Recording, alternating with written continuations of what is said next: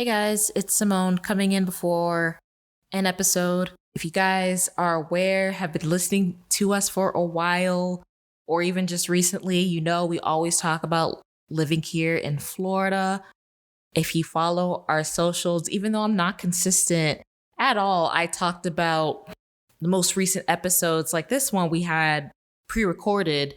We're going to be delayed because a hurricane was on its way and it just passed as I'm recording this PSA, Hurricane Ian. And I'm not gonna lie, this hurricane did a lot. It's very devastating. Devastated Cuba, the southwest region of Florida, and central Florida, which is really surprising because I think when it hit the central Florida area, it became a tropical storm. But just like with the southwest, and I believe Cuba as well, there is just like a lot of flooding that happened. A lot of flooding I don't think any of us were expecting, especially those that don't live near the beach, like the coastal area of Florida.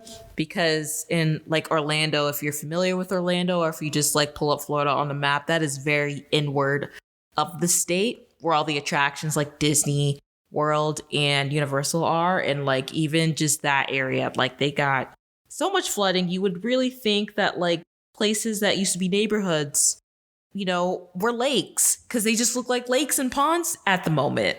So thankfully, I am okay. And the rest of the hosts are okay. They said their families are doing well also, so that's good. If anyone is listening to this that reside in Florida as well, I hope you and your family members are doing okay as well. I just know for now, it's just a lot of cleanup, a lot of assessing the damages. And yeah, again, I don't really even know how to explain it. We really just weren't expecting Ian to hit us like this. Like, of course, we're expecting damage because it's a hurricane, but just nothing along this. Like, even in my area and city, I don't think the town has ever been flooded like it is. I even asked my dad because we've been in Florida our whole lives, and like we went through those major hurricanes back in the early 2000s, and even he said that those three hurricanes did none of the damage like Ian did here. So I'm not even trying to be funny. If this doesn't show you that global warming is a real thing, then I don't know what to say anymore. So we will just see how, I was going to say the next couple weeks, but honestly, it just might be the next couple months go as far as the cleanup, trying to restore power to people, trying to find people in case they I don't even really want to say, but you know what I'm trying to. If there's any resources that people may know to help others that have been hit severely, not even just here in Florida, but in Cuba as well, don't hesitate to share. I would love to share myself. And yeah, I just hope you guys are safe and we will get through this. But I hope these episodes can help you take your mind off of it a little bit. Enjoy our hour or two of just entertainment. So that's all I really wanted to say. Not really religious. I don't know if I've ever said that before, but I'm hoping for everyone's well-being.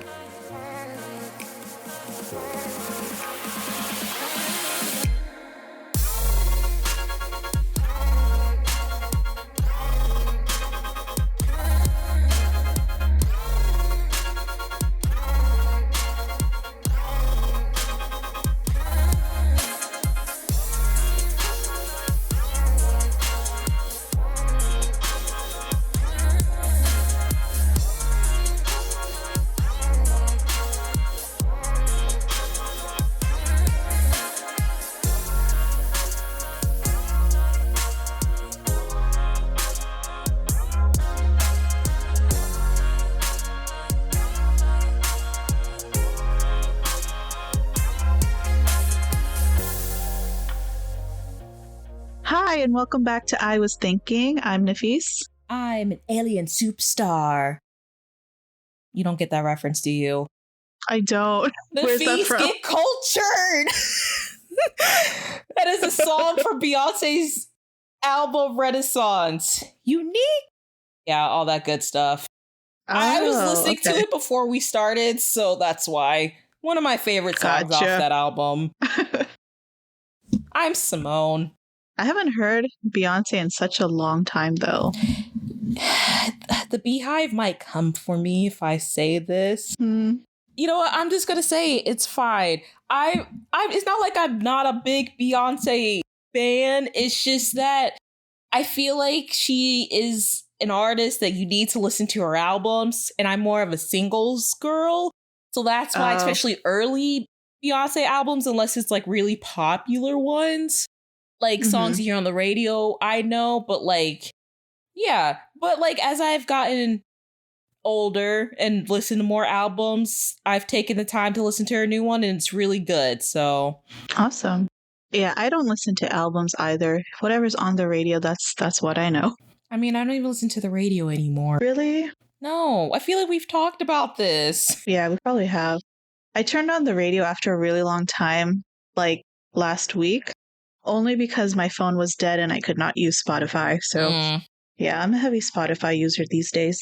Well, I use Apple Music. But anyway, we're not here to talk about music. Defease, how are you doing? I'm doing good. How about you? Stressed, but good. Yeah, same. You know, I feel like I was a little, not self deprecating, but just like, I'm trying not to be, the world is on fire today, even though it always Yeah. is.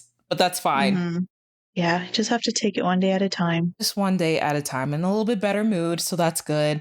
Yeah. That's awesome. Everything's going well with you with teaching and all that. I know we haven't talked in a while, so Yeah, just lovely.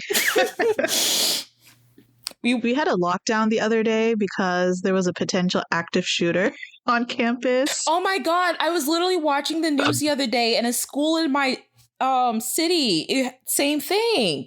Yeah.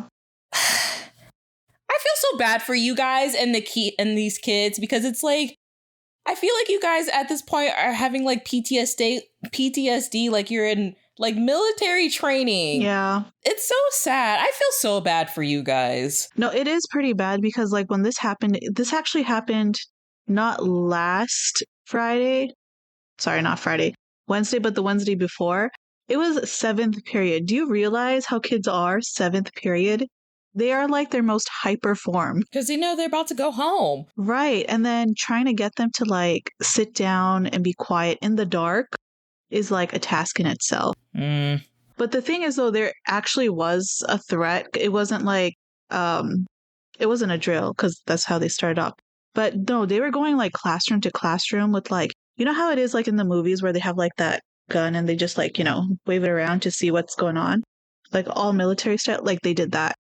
So they came to our Wow. classroom and oh my gosh, when that door opened, because we didn't know they were coming around classroom to classroom, my heart stopped. I was like, what is going on? Yeah, I know the one here, I think they had to all go outside, like it was a bomb threat, something about a kid, like they had a threat a couple days ago, so they were being cautious, and then like they got worried because a kid ran out when they were having lunch in the cafeteria and screamed something, so they basically just like evacuated everybody, and I'm like, that's Yeah. Yeah, but like thankfully, so we were all in the dark for like a whole hour. So definitely way past school time, like school ending time. that's scary. Yeah, but oh my gosh. It was, yeah. But like now though, whenever we're like on campus, like that's something I actually look out for when I'm planning like activities and things like that. Like if we do something, if we do something outside, how close is the nearest building for us to like just run into? So it's Right. like more thoughtfulness as far as like planning and things like that. But other than that, it's been okay. A little bit stressed because we have a shortage of teachers, but it's working out. Okay, I just no matter how much we talk about this right now, there's just no solution. So I wish you the best. Thank you. Yeah. How's work with Again, you? Girl, I hate my job. Anyway, we have a topic for today. On a lighter note. Yeah, let's get back to the lighter notes of the show, guys. We won't get too deep into real life. So yeah, we're talking about a TV show today. We're doing a TV show review. I guess I am a liar because last time we talked, I said our next show was going to be Kingdom, and it's not. Oh, yeah. Y'all can blame Nafis for that. No, it's fine. Because I asked you, I was like, so next time we record, you want to do Kingdom? She's like, I actually want to do something else. I'm just like, oh? Question mark? I did want to do Kingdom. I still do. It's just that I kind of want to rewatch it, and I just have not had the chance to sit down and rewatch it. Just You're because fine. It's so intricate, like, of what goes on. So, yeah. I'm just messing with you a little bit, but that is fine, you know? Plus, I talked about wanting to do this show anyway, so it's good we're doing it now. It works out. Exactly. So we are doing Yumi Cells today. We are doing season 1. So we will also do season 2, but we just figured there's so much to talk about with the show. We need to separate it. So right now we're talking about season 1, and then just look out for season 2. When we do season 1, you're definitely either going to have to listen to this one or watch season 1 so you understand what we're talking about, because even in the show, they kind of pick up right after season 1. Yeah. So if you don't know what's going on, you won't know what's going on. Correct. Yeah, they quite literally pick up. Yeah, there's no like recap or anything. It's just like, all right, this is what happened at that last episode of season 1. We're getting straight into it. Yeah. Which I actually kind of appreciate. So they did that with The Incredibles too, but that's a side thing. Anyway. But yeah. Incredibles the movie?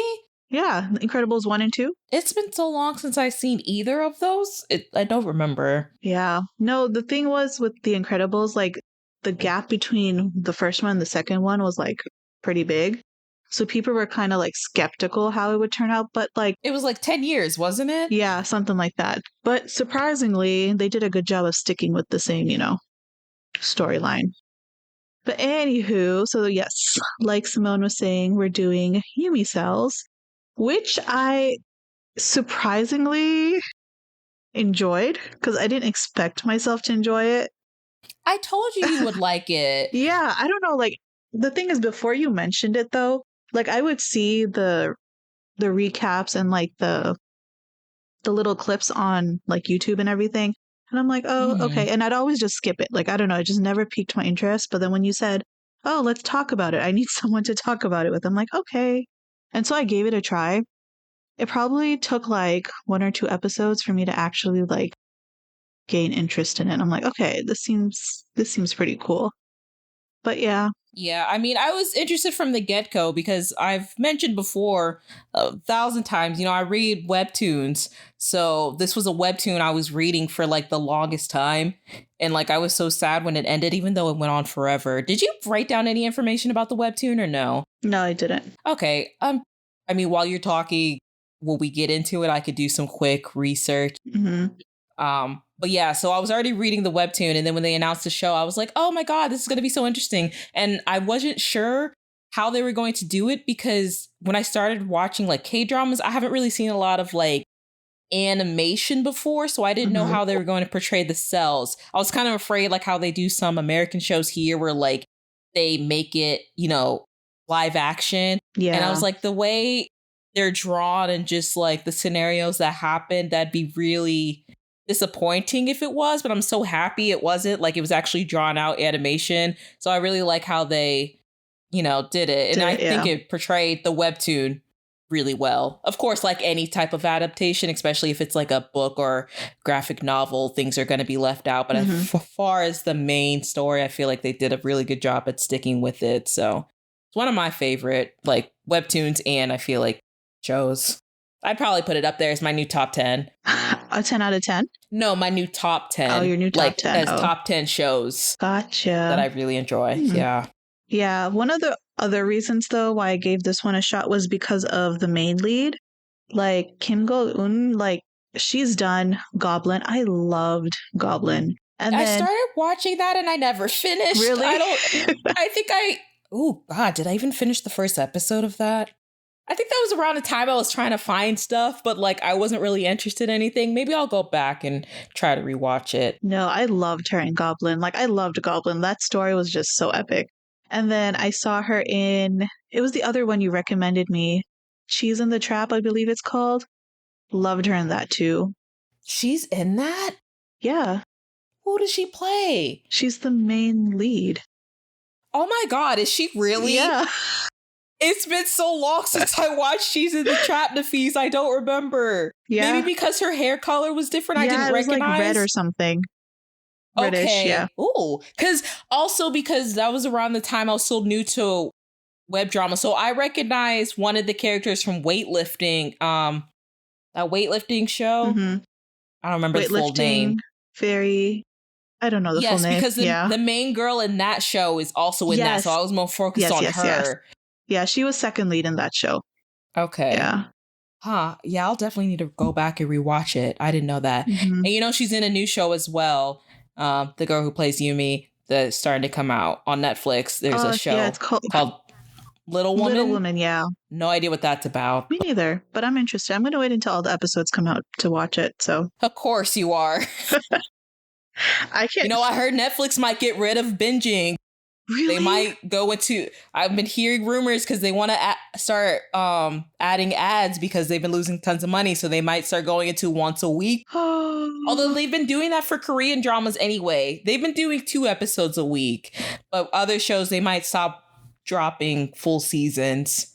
I've been hearing the rumor mill going around. So we'll see. Well, whatever the case, I'm going to wait until they all come out. Okay. Yeah, because that would be crazy if they just got rid of it as it dropped. Like, that's weird. What's funny? I saw a tweet. I wish I remembered the username, but like they were talking about basically like how all these companies are doing mergers now. They're all going to become one big company called Cable. Things you see how things go back. History repeats itself. I see. History repeats itself. There we go. I couldn't think of it. Oh my goodness. Like I was thinking about it because I was having this conversation with a coworker the other day, and they're like, "Oh yeah, I'm keeping up with this show and this show," and they're on like 3 different subscription sites, and I'm like, you might as well just pay for cable and get it all at once, but. You also have like the flexibility to go to pick whatever you want to watch instead of like going by a certain timing, but I don't know. Yeah. It's different in cable because you don't have to be on a time slot, and like if you miss it, you miss it. Like you said, you can just pick shows and watch them whenever, but at the same time, there's just so many, we're getting like overwhelmed with like so much content. Yeah. Yeah. That's why, like, prices for everything is going up. Like, I got a notification for my Hulu. It's going up like $1.99. So is my Apple Music. And I'm like, oh my God. I'm still in shock, though. Not relevant to our topic whatsoever. But, like, Netflix for 2 people is $15? What? That is so crazy to me. Like, for 2 accounts. So crazy. It's getting bad out here. It was at that price for like their highest resolution like package. Their new package is like $21. Like, what? I never knew how Netflix did it as far as their different pricing ranges, because I know with Hulu they're different because it's like, oh, you can be a bundle with like Disney Plus and ESPN, or like you can pay this price, but you have to watch ads, or this price without the ads. So that understood, but not with like Netflix, or I don't know what other streaming sites don't use ads. They did it by person. Okay. So I think the cheapest one that Netflix has is like 1 person, and it's like the worst video quality, or like standard as they call it. Not you saying the worst video quality. It is. It's grainy. It's ugly. It's not worth it. Back in the day, that used to be the best video quality. I know. That's so crazy. And then their middle one, their second tier one, is 2 people, and then you get HD. And then their most expensive one is like about up to 4 people, and then you can have like HD and like Ultra HD or something like that. Or like 4K? Yeah. Is that added into I it? think this new 4K thing now? So that's how they're rolling. And I'm like, that's crazy. That's interesting. Let's get back to Yumi Cells, though, because we got way off topic. It's still relevant in like the TV world aspect, but But the director for Yumi Cell, though, he also did he did A Piece of Your Mind. Have you seen that one? No. And Familiar Wife? No. No? I was actually surprised because I really enjoyed Familiar Wife, so like it makes sense. Similar like way of direction. And the writer too, have you heard of W, The Two Worlds? That's kind of like part cartoonish, part reality. No, but you've piqued my interest. Yeah, That's a show? it's a show. It's about a webtoon artist. Like the main lead's dad, I believe, is a webtoon artist, and somehow she like ends up jumping into the story, and like it's pretty interesting. Yeah, Ooh, you might have to send me the link for that. That actually does yeah, sound it's on interesting. Wiki. W, The Two Worlds. So that one's pretty interesting. And then Wiki or Vicky? Vicky. What did I say? Wiki. Okay, you said Wiki. Vicky. Sorry. I was like, what? It's fine. Too many W's. Yeah. The writer also wrote Find Me in Your Memory. Have not seen that one yet, but I heard good things about that one too. What else? So it's 14 episodes, which I thought was an interesting number because it's typically 12 or 16. So they picked like right in the middle. And it's about an hour long. Oh, you're right. It usually is 12 or 16. So I thought that was interesting. I'm like, okay, they have just enough to say then. So it's not going to be like super dragged out, which I appreciate. So there are 5 main characters. Before you go on there, hang on, just so I can bring up, I don't know if we mentioned this. I mean, I did earlier, but Yumi Cells is based off of a webtoon by the same name, right? Yumi Cells. And the author of that, his name is Dongun, if I pronounced that correctly. And then with the webtoon, it started in 2015 and it ended in 2020. I think around like May of 2020, April or May. But the webtoon itself was around for 5 years. That's kind of interesting. They kind of did the turnaround pretty quick because the webtoon ended in 2020 and season 1 started in 2021. So they probably already had that in like pre-planning or something. Yeah, pre-production. I don't think people realize pre-production takes forever. Like a very long time before the actual production. That's the longest part of like shows or movies is the pre-production because you have to get through everything, make sure you get greenlit, any type of rewrites that need to happen, finding the people, locations. I can keep going. Yeah. But just so y'all know, before you even hear about something being made, just know the pre-production took at least maybe a year or 2 before they even announced it was going to start production. Wow. Or that it was in the works. That's crazy. Well, that makes sense too, because you don't want to start something if you can't continue it, you know? Remember when we talked about Turning Red? I don't remember the date, but I think they said they had that movie pre-production since 2018. Yeah, it was quite a while, yeah. So, yeah. Or 2017.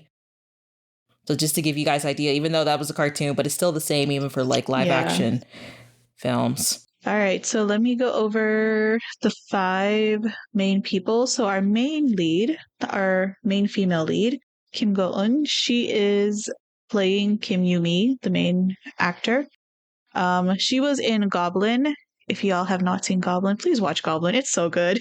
I mean, you just talked about it for a good 2 minutes.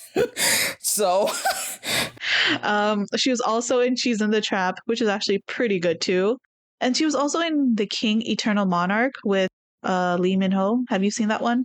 Didn't that not do well? That was controversial, Netflix, right? Yeah, it's on Netflix, and it was kind of controversial too. Okay, I didn't watch it, but I remember hearing about a lot of mixed reviews on that show. So yeah, especially the ending. I watched it, and I was so confused. I was so confused, but I watched it. I'll just leave it at that. I just watched it. I can't put my 2 put in because I didn't watch it, so. Their acting was good. The acting was fine, but it was just the storyline was like kind of all over the place. And it got confusing between the 2 different worlds, but I mean, it is what it is. But yeah, she's starting a lot of amazing things, which was why I was like kind of confident that I wouldn't be as turned off by the show. So yeah, and then we have An Bo-hyun, he plays the main lead in this season. He was also in Itaewon Class. He was the How did I not recognize him in What did he play at Itaewon class? He was the villain boy. He was the reason why our main lead could not graduate. Oh shit! Was he? It's been so long since I watched Itaewon class. I forgot. No, but to be fair though, in Itaewon class, he had like blonde hair. And he blonde hair, yes. I don't want to say he looked ugly, but he looked like a jerk, okay? He actually looked like a jerk. He does not look the same. But here he looks like sober and like friendly. I need to rewatch that because I don't remember if I will like it as much as I did the first time. That was also heavy during beginning of quarantine times when I was watching that. So Itaewon class, right? Yes. Yeah, I think that had like just finished right before what's it called? Pandemic, if I'm not mistaken. What's it called? The thing that has ruined our life for almost 3 years, Nafis. But yeah, the thing is though, like I recognized his face, but I couldn't place where I got his face from. And I just remember really hating, like I just did not like him for a reason. I'm like, I remember you from a show. But then like I researched it, I'm like, oh, it's One class. Yeah. I hated his character there. Yeah, he looks so different. Okay. But I'm like genuinely surprised by how well he's been doing, like in the acting world. Like he's doing like really different roles. So impressed by him. Is there anything else notable that he's in besides those two, or are those just the two you wrote down? He's in Kairos, but I haven't seen Kairos, so I can't comment on what that show's about. Or like, yeah. Okay. Lee Yubi, which is she was also in A Poem a Day and Pinocchio. I've seen Pinocchio, but I don't remember what she was or which character she played. But in this show, she is known as Ruby, the infamous Ruby. Oh, that's interesting. Her real name is kind of close to Ruby. Yeah, that's probably why they kept it too. I thought you said Ruby, but you didn't. You said Yubi. Yeah. And then we have E-U-B, Ruby. And then we have Park Ji-hyun. She was in Do You Like Brahms? I haven't seen that one, but that is also the same show that the main lead, the female main lead in Extraordinary Attorney, she was the main lead in that one as well. So she's playing the new show? Yeah. Why don't I be recognizing these people? But you know what's funny, though? That took me not until season 2 to realize the guy who plays Lewis, Jong-hyuk, is also an Attorney Extraordinary Woo. And I hate his character in Attorney Extraordinary. He is the rookie attorney on her team. The guy. Oh, okay. Attorney Kwong, that's him. Huh.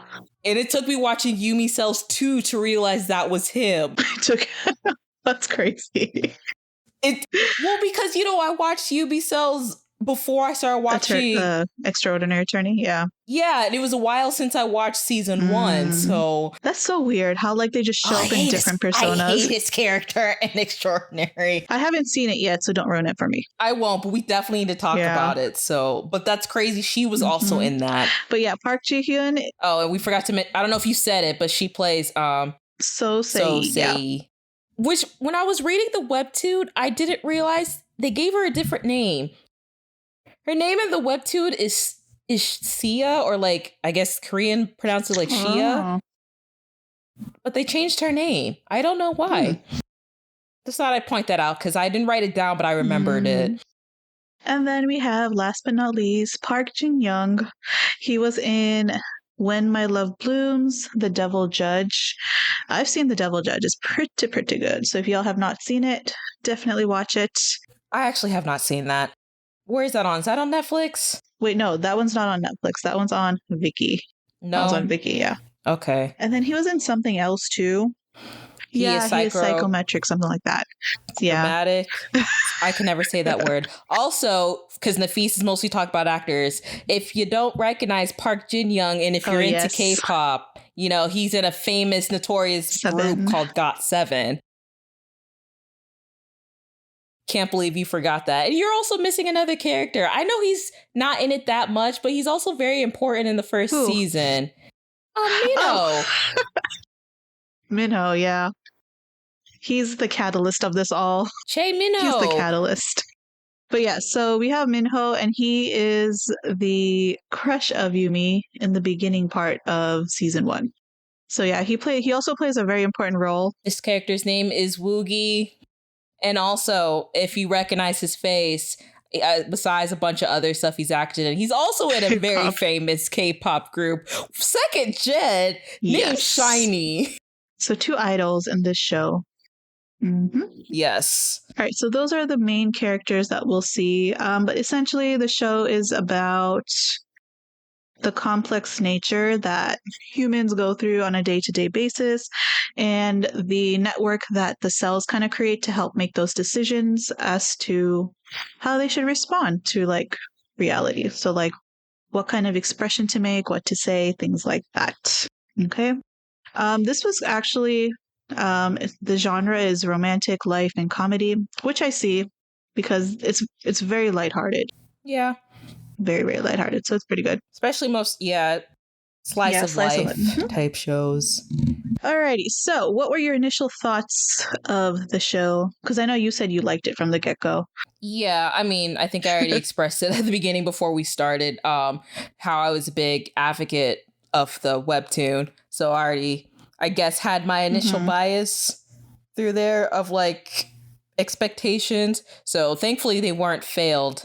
And I think all the characters did a really good job of bringing them to life. I mentioned this to Nafis before we started recording, but like, I do feel like I can tell where they changed their characters a little bit, because I feel like Yumi wasn't as, like in the webtoon, she, especially at the very beginning before she even starts dating Wung, she comes more off as like guarded, I would say. Like people actually think she's mean, which I didn't really get that from the initial like show when I'm watching it. But that's what's put on her on the webtoon. Ruby especially at the very beginning a little bit more like has that mean girl vibe, which in the show I feel like, I don't know how to explain these type of people. It's like mean girl vibe, but she hides it really well with her cuteness. I don't know what that'd be categorized, but like I feel like she's a little bit more. It's categorized as scary. Those type of people are scary. Scary? Okay. Well, she's a little bit more mean in the webtoon. Like I feel like she's more catty, which in the show she's more like cutesy. A little too cutesy. Annoyingly cutesy. Yes. Like, girl, be quiet, cutesy. You know what really irritated me though? And then I guess it kind of grew on me, which is funny because it also irritated the characters in the story, is how she refers to herself as like the third person. It's so funny because every time like I would have the thought like, why is she talking to herself in third person? Like whoever she's talking to has that same exact thought. And I'm like, all right, our cells are matching now. And I know, I'm sure they're also thinking about that because of her age. I'm sure she's like in her 20s, I don't know, early 20s or late 20s, but it's also looking at her like, girl, you're too old to still be like talking like this. So yeah, I got the vibe she's like early 20s, but still, when you're in your 20s, that's not cute. And you also know she's doing this on purpose. So it's like, you don't have to be doing this. That's the thing. That's true. But I like her character development though over the course of the seasons. She definitely grows, which I appreciate, especially when we start talking about season 2. So I like her a lot more, especially, I agree. I just like her a lot more than earlier. So I initially did not like the show. I didn't want to watch it, but this is such a superficial reason, but I don't like Yumi's haircut. Like, I just don't like it. I thought it was cute. I mean, it grew to be cute, but when I first saw it, I'm like, what is that haircut? And I'm like, this does not look like it's going to be good. Wow. So, like, yeah. So you were judging a whole show off the main character's haircut? Because, like, her haircut was not good, and I just felt like her character would be annoying. Because I get really annoyed when characters make annoying decisions. And for this most part, she's been okay, but she did some really annoying things. So, like...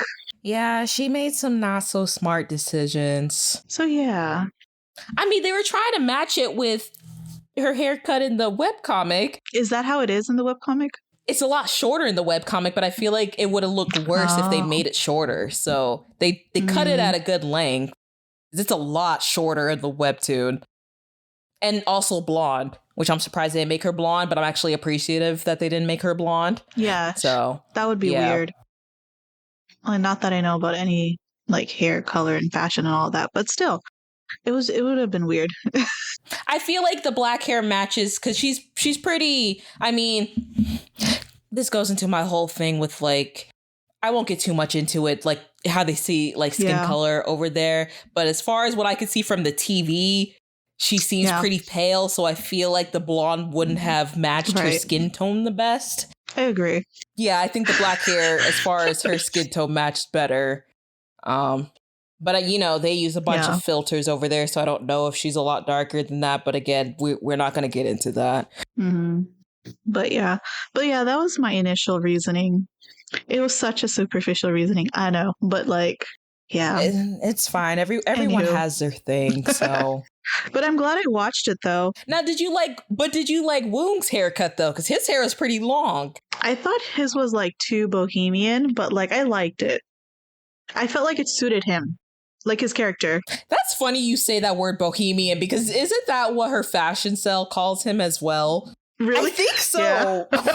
Because you don't hear the word bohemian a lot. I think You don't. to offset like his look, when the first impression, her fashion cell's like, he's going for the bohemian style. And I'm like, what is that? Am I too young to know what that means? Bohemian, that's like when I think bohemian, I think like Hawaiian style, like laid back surfer type dude. Okay, I've never heard that before. Not in Really? comparison with like Pacific Islanders hairstyles. That's what I think, but I'm not sure if that's correct. Okay. But yeah. Anyway, I think West Coast surfer dude when someone says bohemian. okay, sure. Let's go with that. Anyway, moving on. But yeah, those were my initial thoughts. But I will say the show does grow on me though as we go through it. Okay, I'm glad you were able to get past their appearance to actually watch the show. The appearance and like personalities too. I mean, yes, but we'll get into that a little bit later. So Yeah. Okay. So I'm just gonna go over episodes 1 and 2 real quick. Just so we have like a set discussion about that.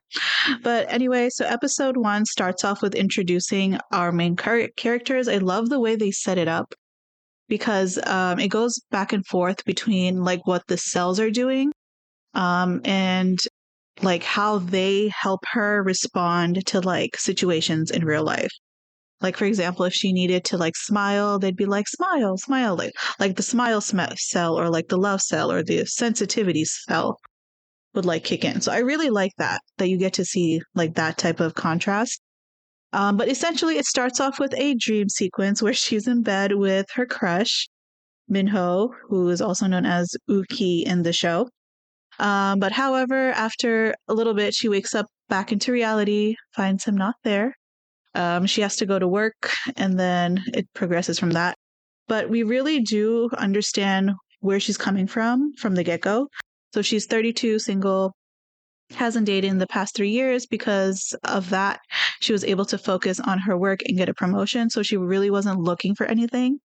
In the show, it kind of shows it as like her love cell has been hidden away or in a coma, I think, right? yes, I don't remember if they mentioned at the beginning, because do we know why she has been single for the past 3 years? I think she hasn't seen any because of her ex-boyfriend breaks up with her like randomly.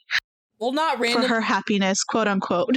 Yeah, not randomly. I won't say why until a little bit later, since we're only doing the first 2, but it was just she was in a really long relationship, and then her ex-boyfriend all of a sudden, which we'll see why later in the season, broke up with her. So that really affected her. Who, by the way, she assumed she was happily involved with.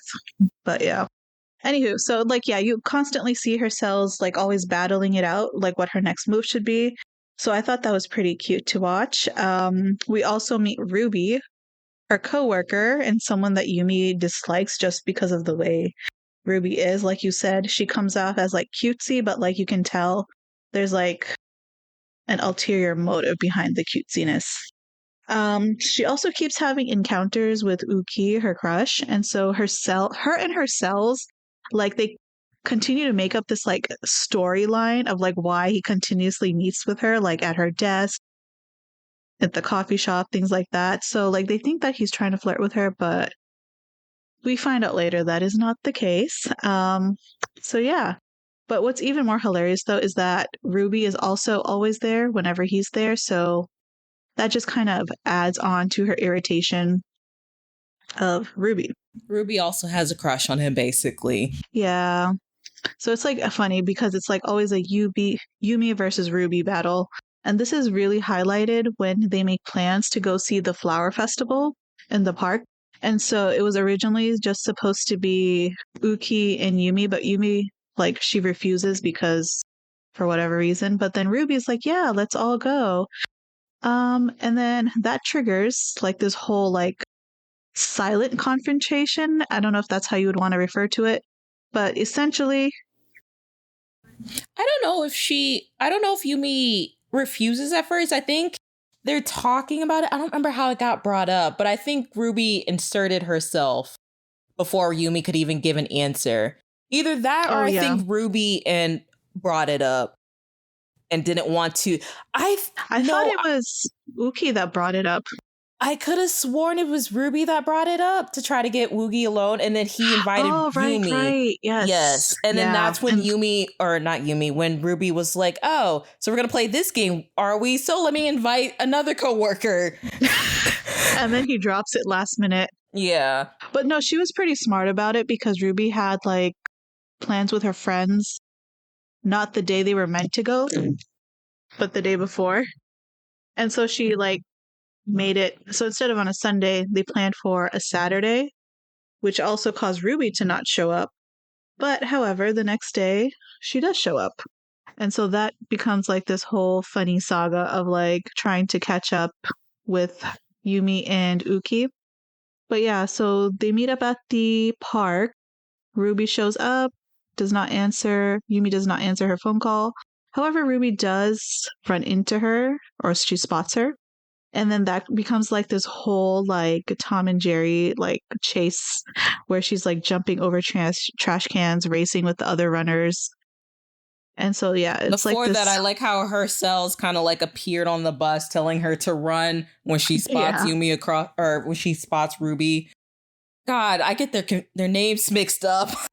I keep calling Ruby Yumi, but when Yumi sees Ruby across the street and their cells are screaming at her to run so she doesn't see her, even though I think she does end up seeing her. She does, running. Which is, yeah. And then there's that part where like that older guy, the jogger, and then Yumi's running next to him and he's trying to run past her.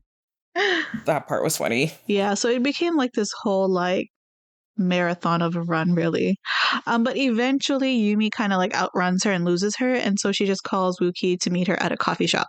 Yes, and before we move on for that, because I wrote down some like differences between the webtoon and the show. So sorry to burst your bubble, guys, but in the webtoon itself, the whole chase scene doesn't happen. Yeah. So like Woogie and Yumi actually end up going to the festival and like enjoying the whole day together, and then it's like towards the end, well, I won't say it until Nafis finishes, is when they're like sitting at the fountain and they're like eating ice cream, and they have this whole discussion that we're going to talk about in a minute, and then Ruby shows up like towards the whole end. So I don't think she even hears what Woogie's about to ask Yumi, but yeah. Basically, everything already happened before she actually shows up. And so, where were we? Yeah, so they meet at the coffee shop. And so they're just sitting there, and he asks her if she's single and like other probing questions. So she answers, yeah, I'm single. And then like he continues asking her. And so this kind of like brings Yumi into like cautious mode where she's like, why is he asking me all these questions? Because it's more of like an interrogation versus like him being curious. And so he mentions that... Well, she was excited. Was she really cautious? Because even before the whole date, they were like... I felt she was cautious, though. I don't think so. I think she was answering to make sure like she was his type. Because I don't think she knew where the questions were going. Right. But like, you know, even before, she was so excited. They had like the little cheery things for Yumi. And they thought these questions were good because, like, I think she was trying to answer in a way that she thought would be gearing toward what he wants to hear. Yeah. Yeah. So. But yeah, so After like asking her like the questions, he was like, I think you would be a great person to date. And I would like to set you up on a blind date with my friend. When he said the word blind date, that's when her whole face changed. Yeah. And she was like, she literally blurted out like that very second he stopped his sentence, if I'm so great, why don't you date me? Awkward silence follows. And then he's just like, I like someone else who's not a woman. And then like, well, before we get into that, he's like, he actually tells her, because at the beginning there's all these initiations. It kind of clicks in her, like all the times he was asking her, like, hey, when are you getting off work? Because I'm going to Ilsan. Yeah. And you live there. Why don't we go together? Or like asking her availability. He was trying to set her up this whole time. Mm-hmm. And she just thought like he was trying to plan for them together. Yeah. But he really just wanted to meet with his friend because he thought they would go together initially. So he tells her that also before she starts questioning, like, if I'm so great to date, why don't you date me? Yeah. Like that was his plan all along, was to set them up. And then like, because there was a part where before she meets him at the festival, he calls her on a different phone number and she got really giddy because she's like, if you don't have your cell phone because you lost it at home, how did you remember my number? And he's like, oh, I just remember your phone number. And then she realized when he's putting Wung's number in her phone that he's just really good with numbers. So that's another indication. He's like, oh, like it wasn't because you like me. You're just good with numbers. This is how you are. You just remember numbers. You're just really nice. But it's not because you have a crush on me. Yeah. And so that makes her very sad. And I really liked how they showed the cells in this part too. Like they showed her crying, but like internally it was like this whole flood where the cells were like all getting like, they were drowning essentially in the flood. So I really liked how they interconnected both with that. But yeah, so because of that, she ends up meeting up with his friend. So they meet the next day, and that's like the first day.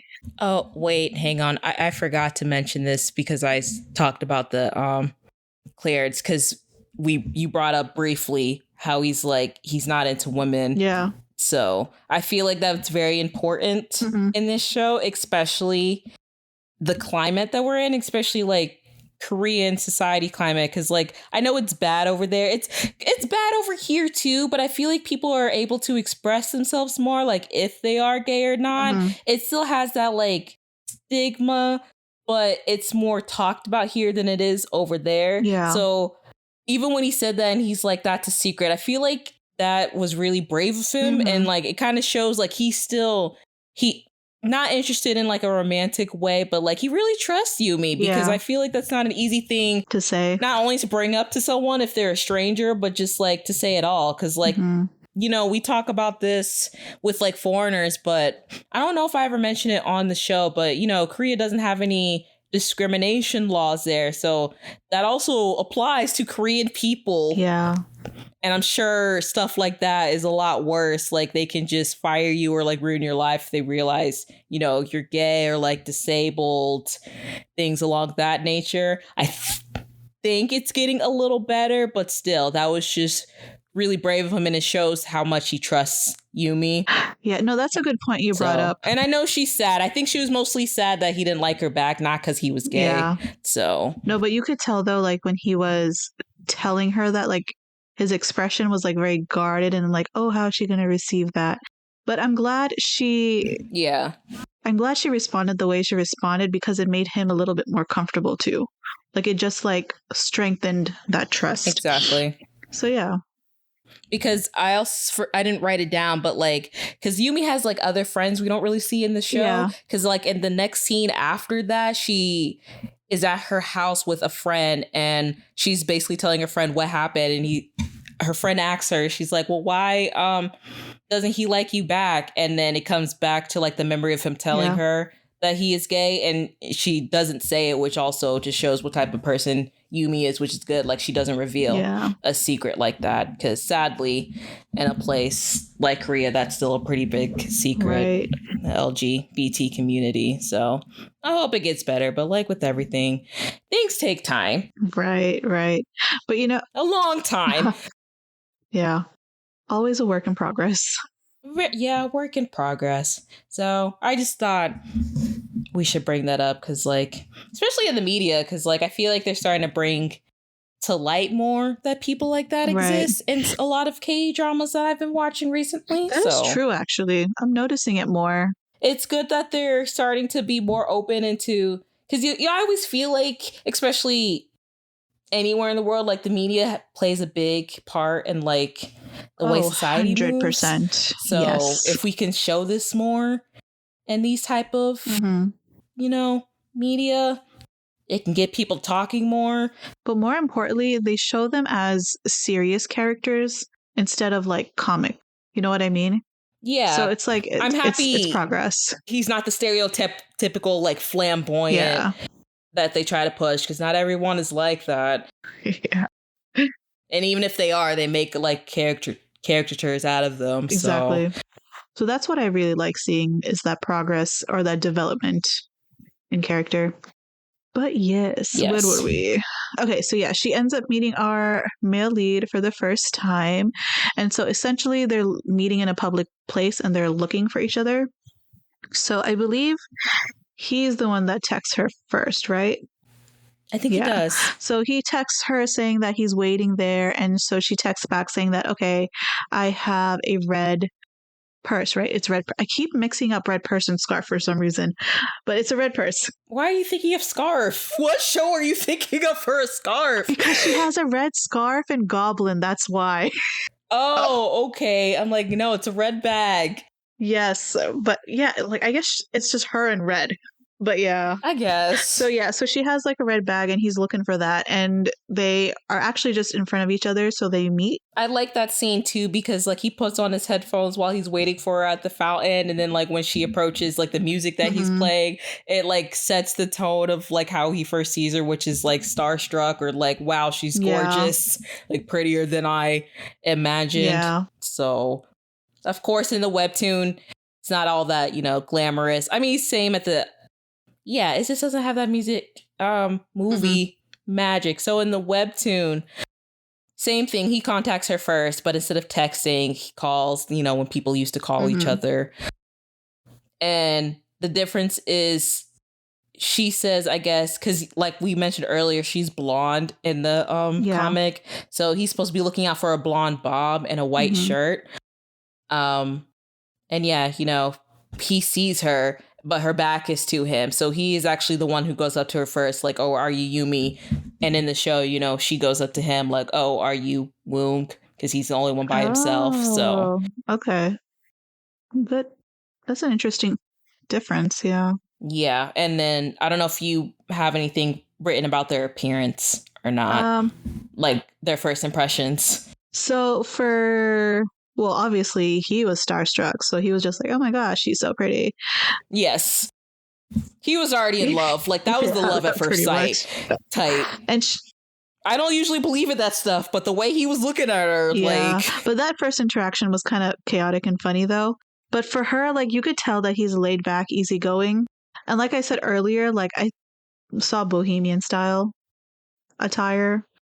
So, but for her though, what did her cell say? So she wasn't really. She didn't say anything. Yeah. Impressed. Okay. They were kind of like, why is he wearing this on a first date? Yeah, she had expectations. He's wearing flip-flops. And the webcomic is so funny because her like etiquette or like her manner cells point that out. And like I wrote it down. She's like, he doesn't even have the decency to wear socks on a blind date. But yeah, and then like the beard, she wasn't really feeling at first, which was funny though, because Naughty Cell wasn't shown in the show, but in the webcomic, even though like he was dressed like this, he does say like, I don't know, the cells don't really have genders, but Naughty Cell actually does call him sexy, even though his appearance was like not what she was expecting. Okay. But she doesn't say that in the show. So like it was kind of grossed out, but like he's still still cute. So it was a 50-50. Gotcha. Because I know later on, compared to the show, Sensitivity Cell just wanted to go home. They're like, okay, let's just end this nicely and keep it moving. Let's try our best. Let's be kind, polite, and then let's get up the hell out of here. Which is kind of funny though, because like you can tell like Yumi is introverted. So I think naturally most introverted people, if they're not in a situation they expect to be in, like that is how they would go about thinking it. Like, for example, if I was in that situation, that is exactly what I would say. I'm like, okay, let's end this on a good note and just keep it moving. So I thought that part was pretty relatable. Yeah. I definitely would have like not shut down, but just be like, I definitely would have been more quiet than she was. And judging him by his appearance, I'm sorry. I kind of agree with Yumi and her manner cells. Like, you're on a date. You could dress up a little bit. I know he's an attractive person, but like, this is your first impression. You could put a little effort. At least wear pants, not shorts. Shorts. It's one thing depending where their date was. You gotta wear for the appropriate date. Like if they're going to like the beach or like the park, maybe. But they're just going out to like eat in restaurants. So like he could have dressed up a little bit more. I'm just saying. As a casual person as I am. No, it makes sense though why she understood that though, because like typically the way you dress kind of gives you that initial feel of how seriously that person is taking you. Right. And I'm pretty laid back person myself. So I feel like second date maybe. Not first date. But like after that starstruck moment is when I really loved his character. He just opens his mouth and like he just starts off with a dad joke. I'm like, okay, this is a great one right here. Yeah, when he started speaking, because at first, like, what did they call it? The fog came and like he couldn't speak. So his mind went blank. And then when they went to the coffee shop, he got hit in the face with the door. Yeah. But her reaction, though, to the dad joke was just like, what? What? How do I respond to this? So it was interesting. What was the first dad joke that he said? Do you remember? It was something about... Was it the clock one or did he say something else? I thought it was the time one. I think so. Was it the time one? But it was just interesting because like that is, you can tell is not her type of humor. So it was just like, okay, haha, keep face type thing. Yeah, I don't know if I should say the joke or not because like again, I haven't practiced my Korean in a while, so I don't know if I'll say it properly. Do you have the English translation of it? I don't think it'll make as much sense in English. Yeah, you're right. But essentially, it's just a pun about time. Yeah, she's asking what time it is. When is it? I don't remember the joke, but I just thought it was funny. I'm not gonna do it. But yeah. And he says Solshi, which sounds like something else, I think. Oh, it's Seoul time. It's the city of Seoul, and I don't remember what it else is supposed to sound like. I actually didn't understand the joke, but I just understood it was supposed to be a dad joke, which made it funny. So if you watch it on Viki, they say the joke in parentheses translated. I just don't remember what it's supposed to sound like. I do not remember either. Well, the English translation in the webcomic, the joke that he asks is, why couldn't the bike stand on its own? That's what that was?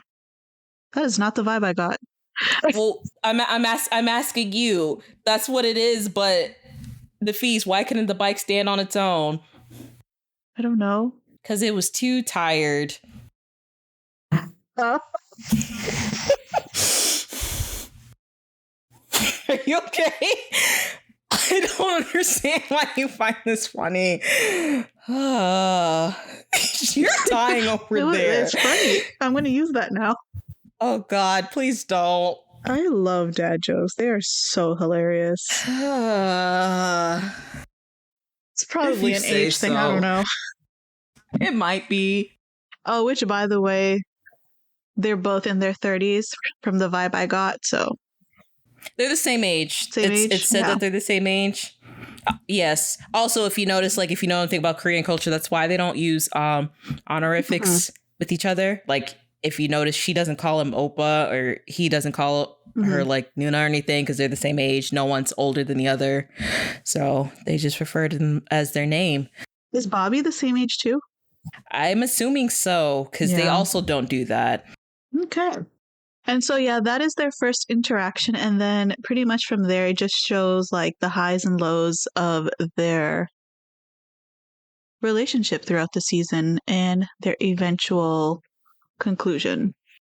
Yeah, but there are a few points that I wanted to talk about, like that happened within the storyline.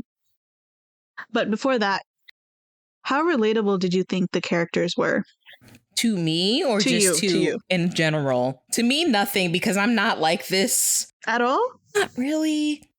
Again, that's someone who's coming from a non-relationship point of view. So I don't know if I'd be able to relate more if I had more experience in relationships. Possibly. I could see it as far like comparing it to my friends who are in relationship, whether currently or like in the past, and like how I was around them when they were telling me their stories. I can see it, but like me personally, no. So what about you? Interesting. I thought, for the most part, I thought Yumi was pretty relatable, but not from the relationship aspect, more so like her thought process about things. Like, for example, when things get awkward, the way she would react, that's kind of how I would react to things, like just deadpan. Okay, if I'm comparing myself to a character, honestly, I feel like I'm more like Wung. Yeah. To be honest. Yeah. Especially certain stuff he reacts to, like if he's put in certain situations, how he like freezes, or like depending what it is, giving the short answer. Even though I'm trying to improve that myself by being more honest, but me too, actually. Yeah. Yeah. Personality wise, I think I'm more like him. Except for the dad jokes. That's all you. But no, like I'm so glad you brought that up, because like in the show he has like these whole option thing, like A, B, C, D, and he like rationalizes everything, and then he just comes out with like 3 words. Yeah. Or like 1 word answers. It's like, why? I wonder if he's an earth sign. Is that an earth sign trait? I don't know. Could be. Well, you're not an earth sign either. You must have some in your placement. I don't know.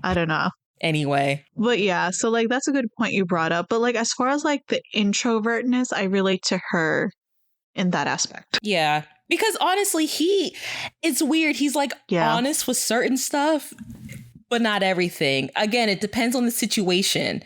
So I feel like he's honest with her when it comes to her, but when it comes to his own personal matters, he's not.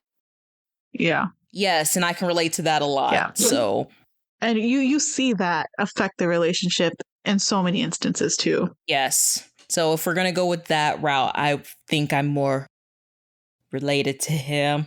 The least person I'm related to is Ruby. Your least? Oh, me. You will never catch me acting like Ruby. Like related, like be able to personality wise relate to is Ruby. And Yumi's kind of like in the middle. She's got to get rid of that sensitivity cell, though. I think that's why. I relate to Yumi's rational cell. Yeah. A little bit of her love cell. The sensitivity needs to be locked away with her inner feelings. Her sensitivity cell is just all over the place. And I think that's where mine is. Mine is probably locked away somewhere with my inner feelings. So that's why. But yeah, like in that sense, Ruby is the least likely character I would relate to. You will never catch me acting like her. The day you do, you need to ask me if I'm high, if I'm doing okay. Like I'm so serious. I need to ask you if you're taking anything special, if everything's going, everything's okay. Brownies, in your edibles, life. Whatever it is. Like, that's not normal behavior. Oh my God. But there are some, especially women like that. I was just never like that as a person. No, they are, and there's no problem with it. But like, it just doesn't suit me, you know? Yeah. And that could also be like how you grew up, because she's probably like that because, you know, she's a very pretty girl. So that could have gotten her like a lot of favoritism, you know, open more doors, especially if she hypes it up more. So I understand why she acts like that. But I don't know, like, if you remember, but it kind of touches on why she's like that. It's because it all has always worked for her. Like when she does like those little subtle like physical contact things, like touching the shoulder or whatever, tilting the head, like it's always worked for her. So, but yeah, but there's times where like especially she'll learn with like Woogie, it doesn't always, so she needs to reevaluate, and especially as she gets older, that's not going to fly anymore in the real world. In certain situations. It's always funny though, because like whenever she talks about herself or she's talking to someone and they're like just meeting her for the first time and she refers to herself in the third person, every character is like, why is she referring to herself in the third person? So I thought that was funny because I would have that same thought as well. Yeah, that's how Wung and Yumi kind of started, relating when they were at the Frog Festival, and he brought that up. He's like, what does he say? My nephew stopped acting like that when he was 5. Like, why is she still acting like this? So that was pretty interesting. So my next question is, can females and males be friends? So, at some point in the story, Yumi starts to notice that his friend, Sei, the one he works with, is like giving him a lot of attention, more so whenever Yumi's around. And so they have like this conflict between them, which they both kind of like confront. And so before she confronted her that she asked him the question?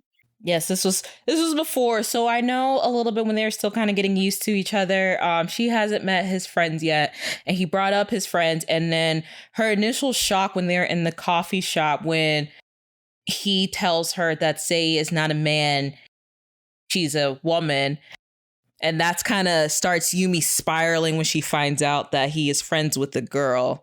And her cautious is up because I'm not sure she's ever dated anyone that had female friends before, which is weird and wild to me. I don't know if that's a culture thing or not. But anyway, that kind of sets in the back of her mind her cautious for her. And then it progresses like when she first meets her in the bathroom and the way Sei's kind of like talking to her. And like when she brings up Wung, how like she's acting like she knows so much things about him because she's known him since college.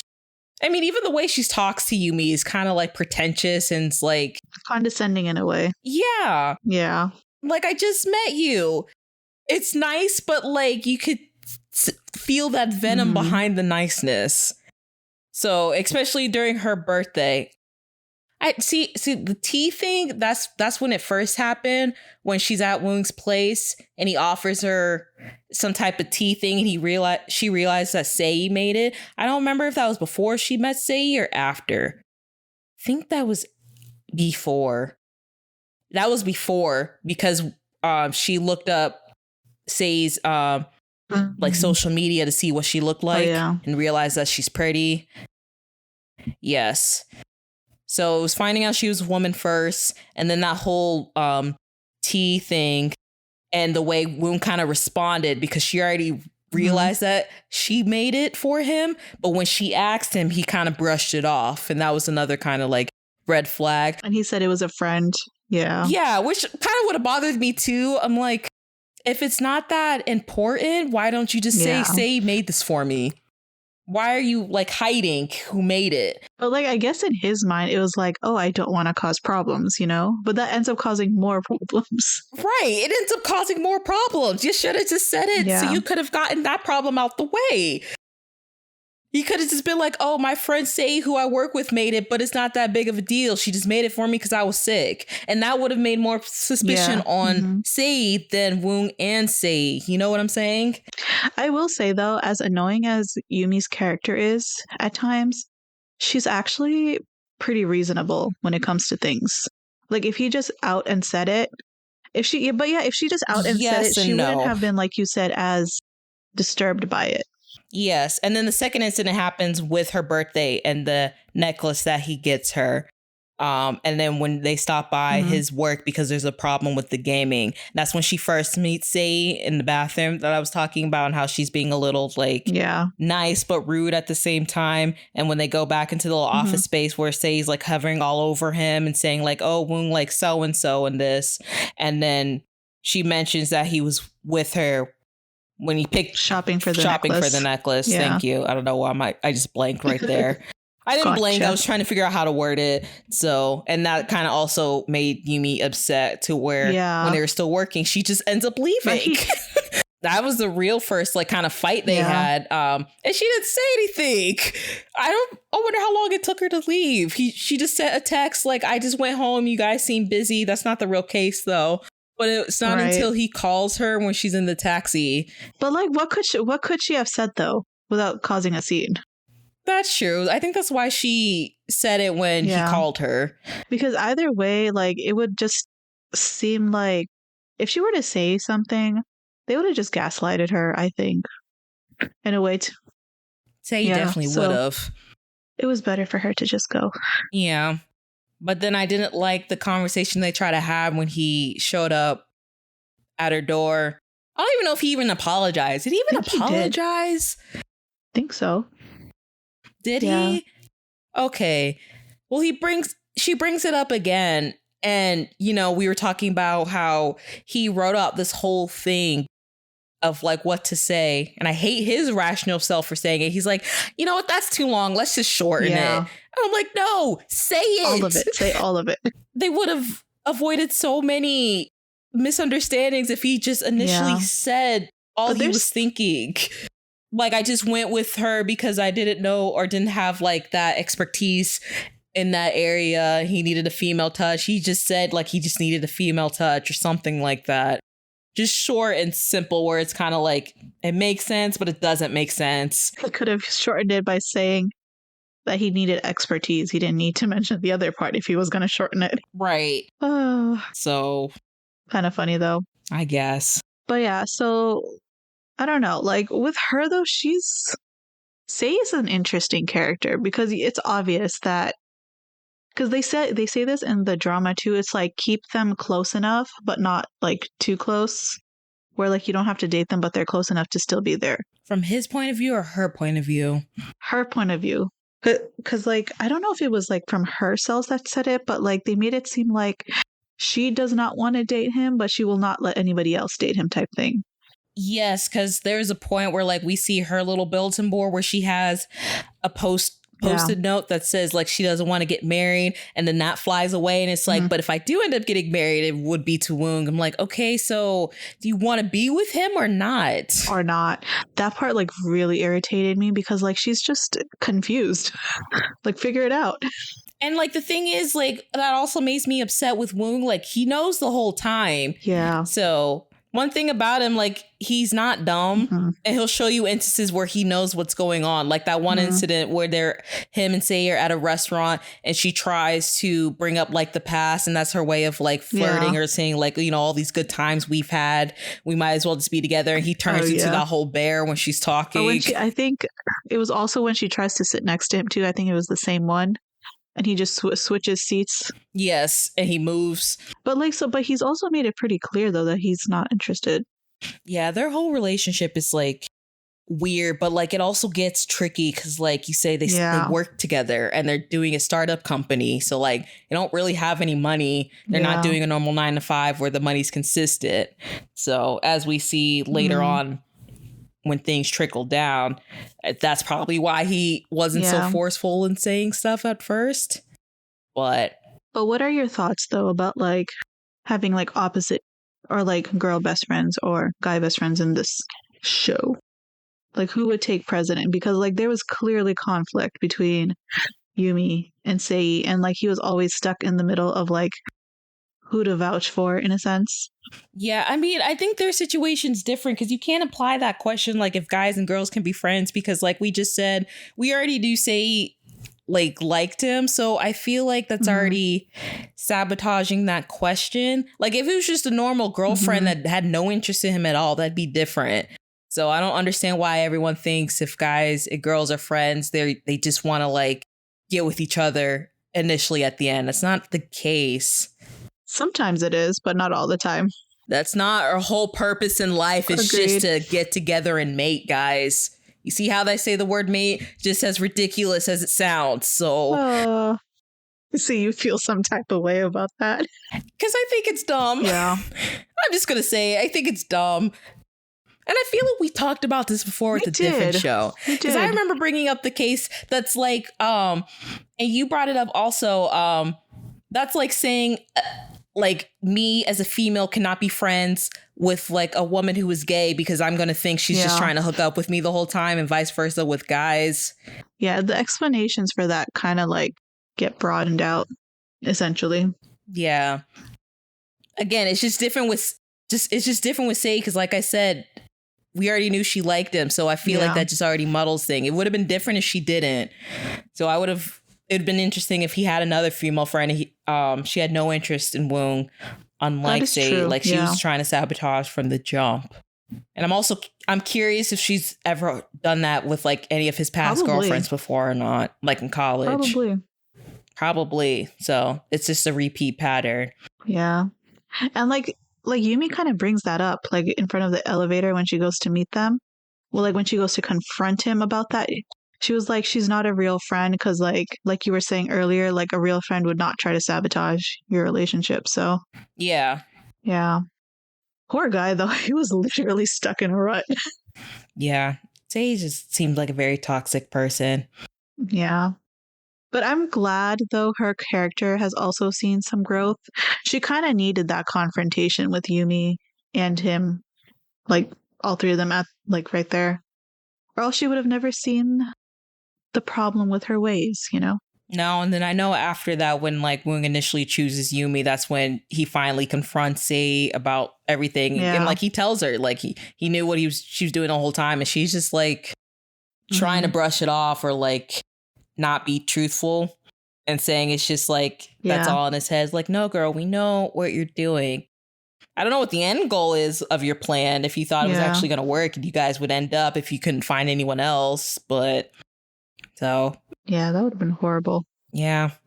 And after all of that, she ends up leaving the company. So, which I thought initially was for the best. Yeah. Because I wouldn't see how they'd be able to continue working together after all that. Mm-hmm. She needed some space from him. They both needed space from each other. Yeah. But yeah, I think, like you said, that was the time when his company started going downhill. Yep. Yeah. But before we get into that, let's talk about other problematic characters.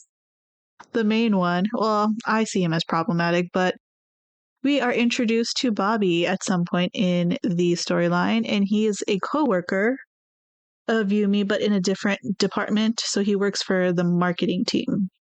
However... Yeah, we get introduced to Babi after the whole Sei thing, so this is actually a perfect segue. Mm-hmm. And he lives in the same neighborhood as Yumi, and they quite literally run into each other when they're out running or grocery shopping and things like that. So what were your first thoughts of him? Because when they introduce him in the show, they introduce him as like a paper cutout character, and then eventually his face. Yes, because at first, it's supposed to show like how Yumi only has eyes for Wung, so like any other guys she doesn't really see. Yeah. That's why he's like the little paper cutout like that, until when he runs into her when she's running and asks about her umbrella, and they find out they work together. And when he says he has a girlfriend, that's when she lets her guard down. I'm just letting you guys know, especially you, Nafis. I mean, I know you already watched the second season, but pay attention to her guard, like the guard cell. Pay attention to him and the way he acts with Babi, because it's very interesting how he changes in season 2. So just remember the head guard cell. And they're like, okay, I guess we can let our guard down. And then we see, you know, Jin Young / you Babi. What was the question again? I'm so sorry. Oh, your first thoughts on him. Oh, should I really say my first thoughts on him? Say it. You know, like I told you, and I'll bring it up again when we do season 2, like that meme with the football player. You know, he almost got me in the first half. They almost got me in the first half. I think just originally my like a little alarm was going off. I'm like, there's just something not right about the situation. Like he seems innocent, but there's like, I just feel there's an interior motive behind it. Like he's sneaky. That's the thing. He's just sneaky. And I don't know if he knows he's being sneaky or if this is just... I think in this season, I don't think he knows he's being sneaky. I don't think he was being purposeful or intentional. Okay, because sometimes some things watching in season 2 makes me think, I don't know. I just don't know. There's just... Okay, so I don't know if you remembered when he came into the episode, like I texted you, I'm like, is this dude problematic? Do you remember that? And you were like, no, he's okay for this season. I'm like, okay. But still, he irked me the wrong way. He rubbed me the wrong way from the get-go. Even though he didn't really do anything. Did I say he was okay? I probably also said that because I didn't remember. So I was still watching and I was like, oh, this is why I don't like him. Yeah. But I just remember something, like you said, being off about his character. But yeah, the one thing, Like, even after watching both seasons, I still don't know what it is, but he just rubs me the wrong way, even if it's just completely innocent. Like, feel like that's the type of person I would initially really stay away from. So, yeah, I can't pinpoint what it is. Like, he's sweet, he's nice, thoughtful, but like, especially when it yeah. comes to dating and relationships, I think that's where the red flags come in. So, But there's a motive there somewhere. let me start over. If it was just like a coworker or just like a friendly type person, then fine, whatever. But trying to get close to him on a personal level, especially when it comes to dating, there's just something's not right. Something. You know what really irritated me? Let me tell you what really irritated me is how every time he ran into her, he always had to acknowledge her. You did not have to do that. If you're in the grocery store, acknowledge her. Like, if you're in the grocery store and you're shopping, you don't have to be in the same aisle as me. You could go to a different aisle. You know what I'm saying? But he purposely comes, like, she'll have her back turned and everything, and he'll be like, "Oh, Yumi, like, what are you doing?" It always seemed sneaky. I don't know. But yeah. But like I mean, I guess that just shows like he had an interest in her. He just wasn't making it subtle. yeah. So Yeah, it always seemed like he had an interest. yes, whether he realized it then or not, and that's going to show a lot in season 2 when we say this. Yes. So again, guys, remember some of these things we're saying because there's a pattern. There's a pattern. Which makes me wonder, I'll say this for season 2, but it makes me wonder something that I didn't realize until I was watching season 2. But yeah. Huh. And it has to do with his first girlfriend, even though we don't see her a lot. Yeah. Which he, by the way, breaks up with eventually in the season. And Yumi's there to witness it. Now, I can't remember. Does she break up with him or does he break up with her? She breaks up with him. She breaks up with him. Mm-hmm. Okay. Again, that's going to go into my point later on of like there's a pattern. So yeah, she breaks up with him, and Yumi is coincidentally there, but like she's on the opposite side. So she kind of witnesses the whole thing, and like her giving back the ring and everything like that. So, but yeah. Did you already say how you felt about him? We were basically on the same page, right? Oh yes, 100%. Okay. I figured that as we were discussing, but I just couldn't remember. So yeah, you Babi guys. And it's funny like how all her two main characters, or not characters, co-workers, Ruby, and I forgot the other girl's name that Yumi's pretty friendly with. I don't remember her name. I think it's Dai, something like that. I don't remember. Okay. When she first talked about him and she's like the second most handsome person at this company, acknowledge you, and I was like, oh God, here comes the red flags already. Yeah.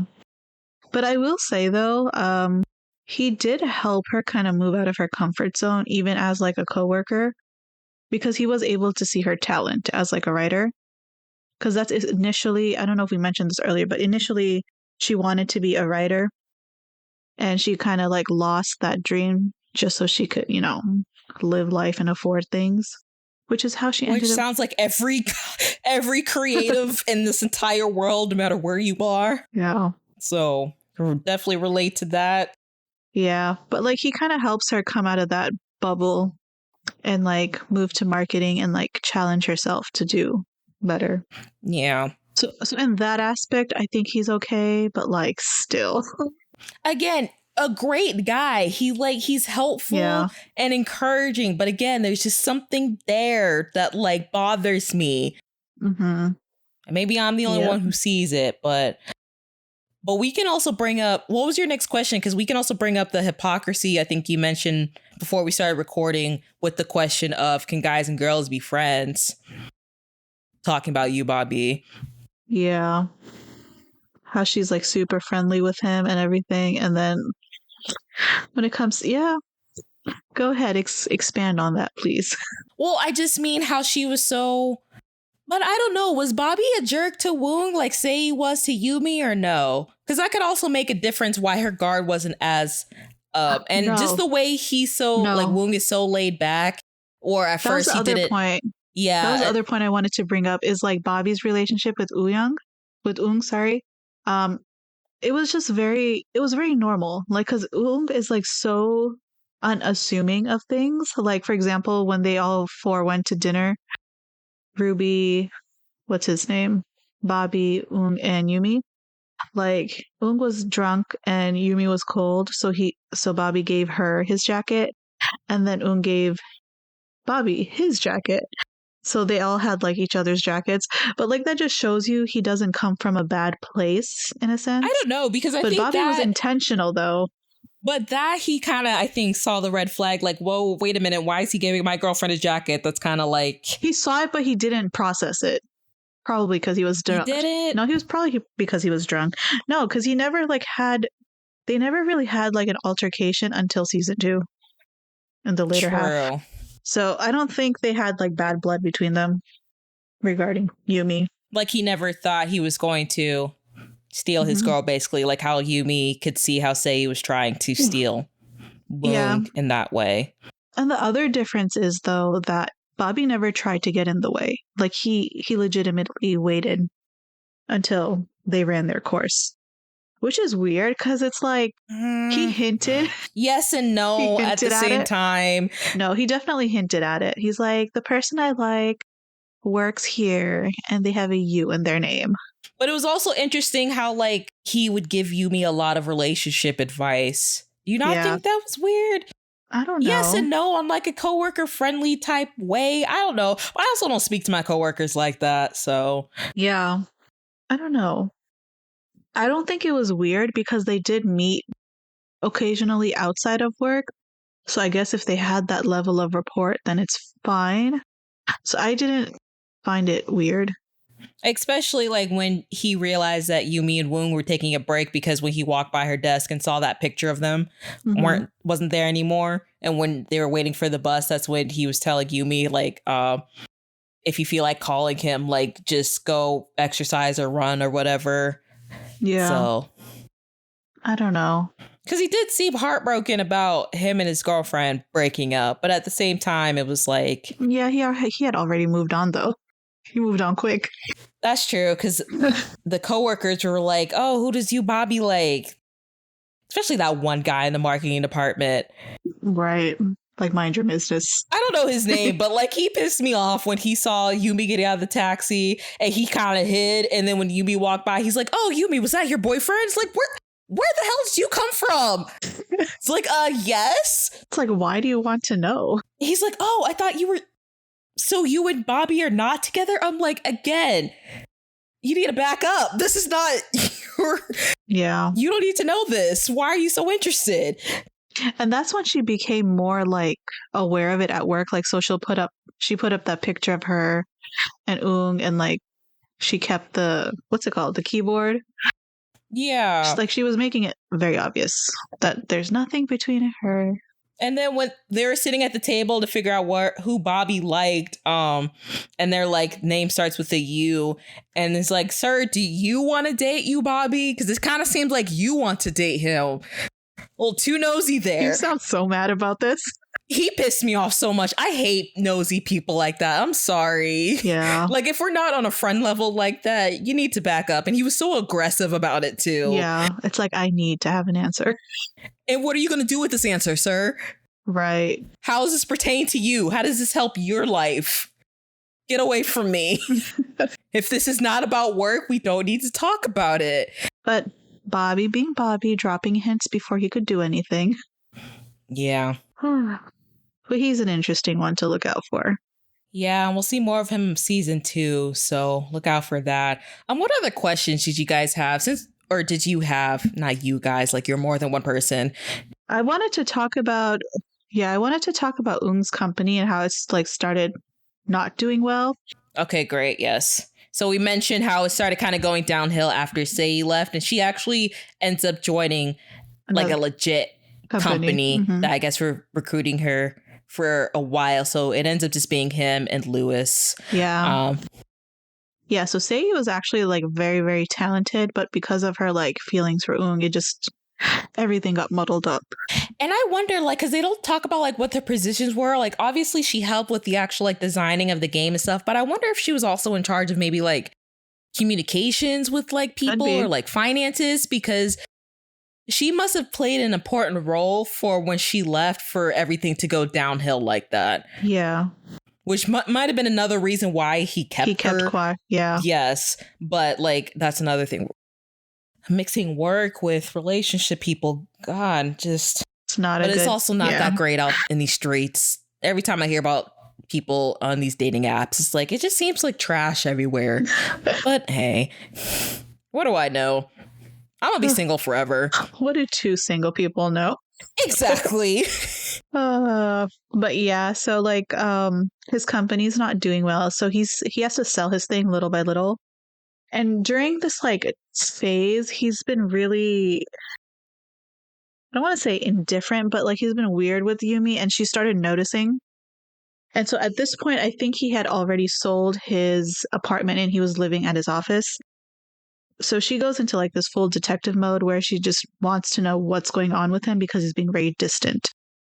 And so eventually she finds out, she goes to the office and she finds him sleeping there. And so they have this talk and she suggests that he move in with her for the time being. But you see, for her, though, this was like the next rational step. But for him, it was like, oh my God, I don't want to be a burden to you. I want to figure this out on my own, by myself. And so she was like, no, you're coming with me. And so like they move in together, they live together for some time. And that's when like you kind of see like his personality show up a little bit, because he's very prideful as a person, and like he just doesn't want to take help. Like, what did you think about that aspect of him?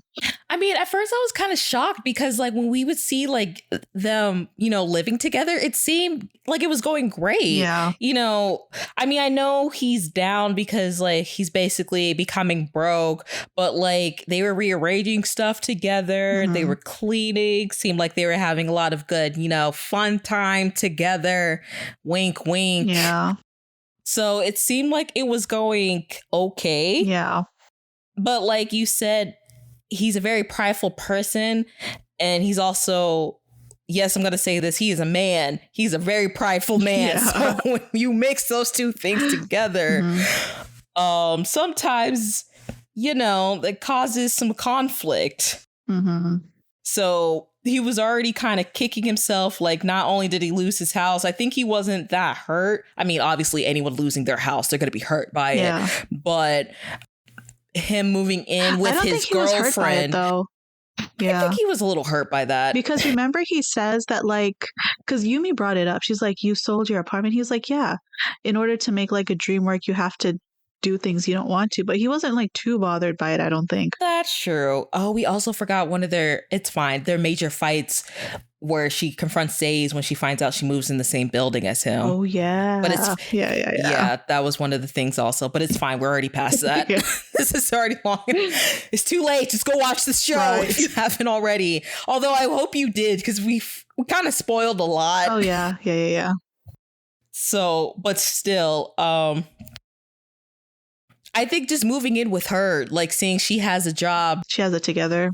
And it's her house. Because I don't know if it would have been different if she was in like some type of situation like that and she moved in with him. But I don't know what the culture is like when it comes to couples who are not married living together in Korea. I mean, even here, like they say sometimes moving in together can make or break a relationship. But it's not that stigmatized if like you guys are only dating if you live together.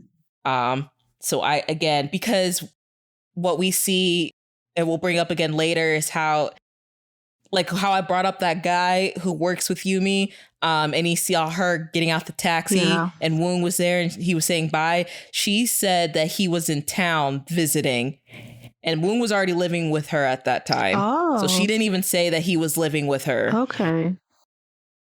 She said, my boyfriend just happened to be visiting me and he is dropping me off before he goes home. Good point.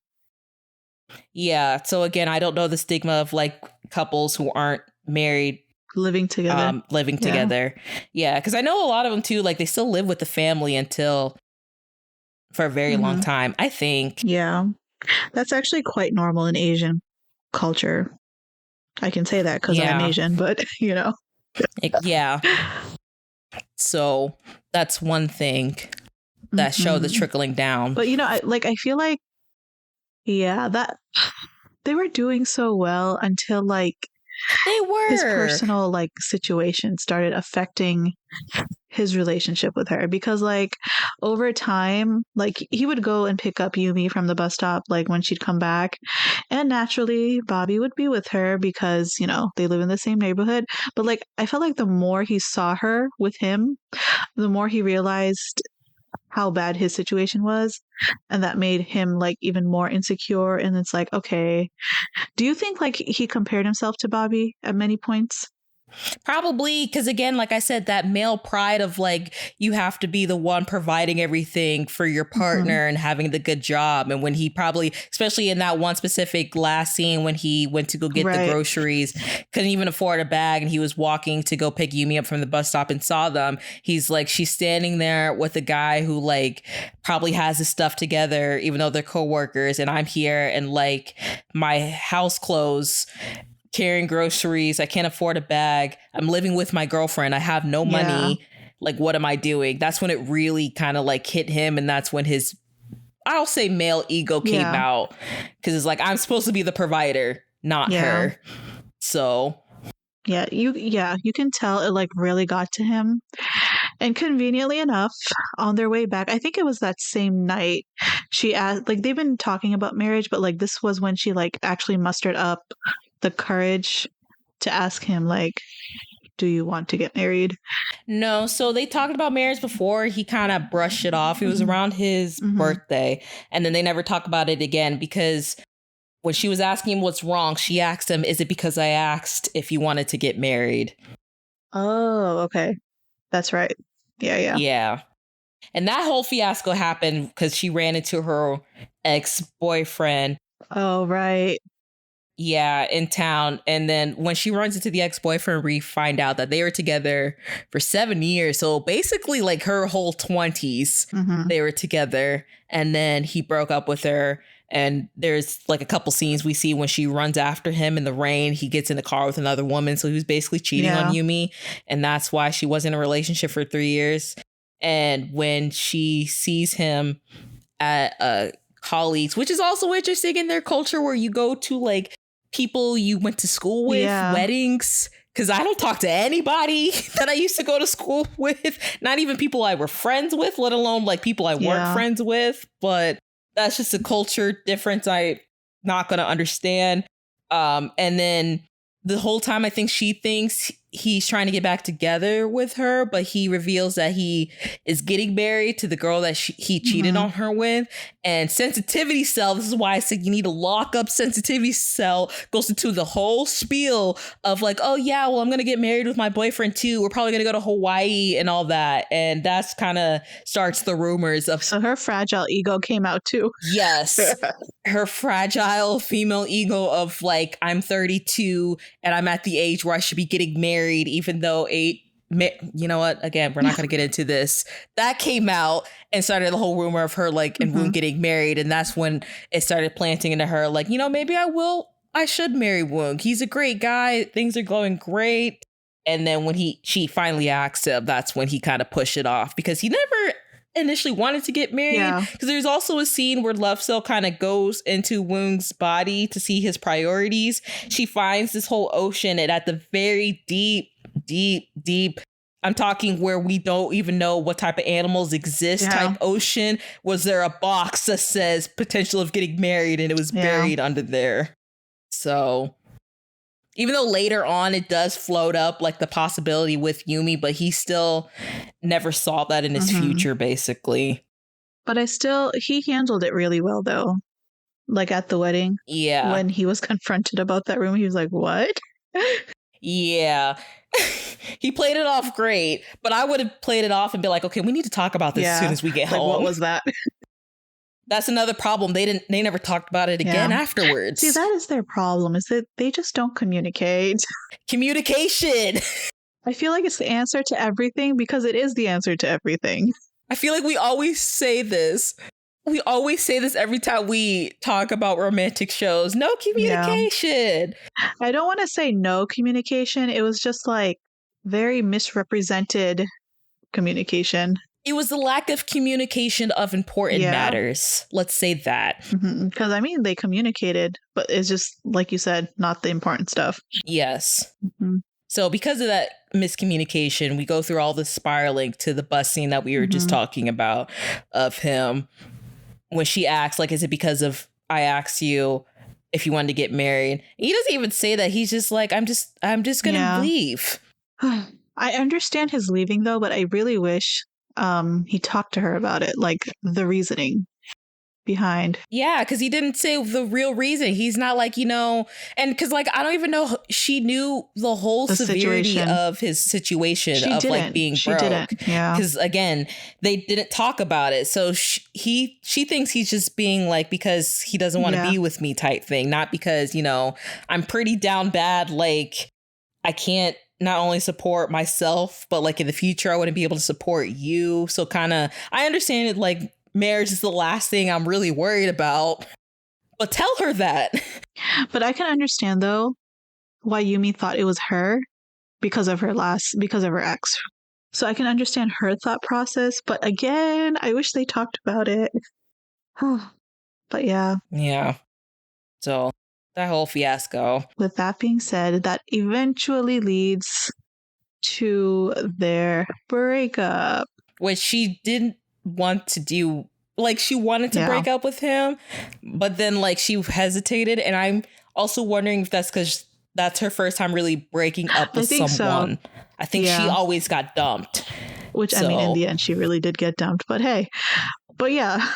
It came to a mutual understanding. They both shared the same breakup card, okay? But it took a while because when she first was going to do it, she couldn't do it. And it was also funny how like Wung was kind of preventing her from breaking up with her because we see like he knew that she was trying to, and he was being extra nice and like cautious and being like extra boyfriendy at that time until she says, I think we need to take a break, which I don't know why people freak out so much when they hear that phrase, we need to take a break. Because even then she wasn't really breaking up with him at first. She's just like, we spend so much time together. I think we need some time apart to like refigure ourselves out like individuals, whether it's like just being by ourselves, seeing our friends more, rationalizing where this relationship is going without the influence of each other. And if it ends up in a breakup, it ends in a breakup. If it doesn't, then we'll continue being together. But every time people hear we need a break, they're automatically like, oh, we're breaking up. Which sometimes it leads to that, but other times it doesn't. That's true. But more likely, if you're on a break, you end up breaking up, though. I mean, yes, but still, I need people to start doing better mindsets. If you hear we just need a break, just use that time to assess where you guys are as individuals and as a couple and how you can come together. And if it's no longer working for both of you, then that's fine. But if you can find a way through this break, to come back together, that'd be great. But that's also speaking too much because also during times of like, we need a break is when a lot of people go and cheat. So that is true. It's a double-edged sword, really. So just take it out how it is. Yeah. I feel like a lot of things in life. I realized that the more I kept talking, I was like, never mind. A lot of things in life are a double-edged sword, so it's really how you want to utilize it. Yes. But so we get through all that, and then we see Love Cells, contemplating a lot about breaking or throwing that card. So, which eventually they both did. So. They never really go through as to why he wanted to break up, but just that he did. But we see Yumi's rationale as to why she wanted to. But eventually... I think we see Wung's in season 2. And I really wish, because he tells her some type of good news, which we find out is not good news. I'm like, I don't understand why he just does not tell her what is happening. I really feel like if he told her what was truly happening, that even could have prevented their breakup. I don't know. Again, it goes into the whole male, like, I'm supposed to be providing everything. But maybe they would have. I can see why, though, because like, in that like whole dating marriage aspect, if you're not a strong contender, so to speak, right?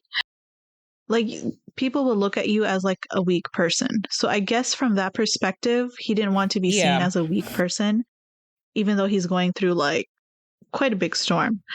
So I understand why he didn't say anything, but at the same time, though, like, this is somebody you've lived with, you've got to understand, like, you know how they are. Like, she's not the type to think of you as a weaker person. Yeah. Like, if she's going to break up with you, it's going to be for a different reason, not because of that specifically. Because you saw their relationship dwindling in the last episode. Because, you know, they had that, I forgot what that thing is actually called. They use it for holidays. You know, that thing that like gore and you throw like bean bags at it to try to get it to open. Because the cells kept throwing it at that every time Wung made her upset. And then the final straw was that text message she sent and his short response.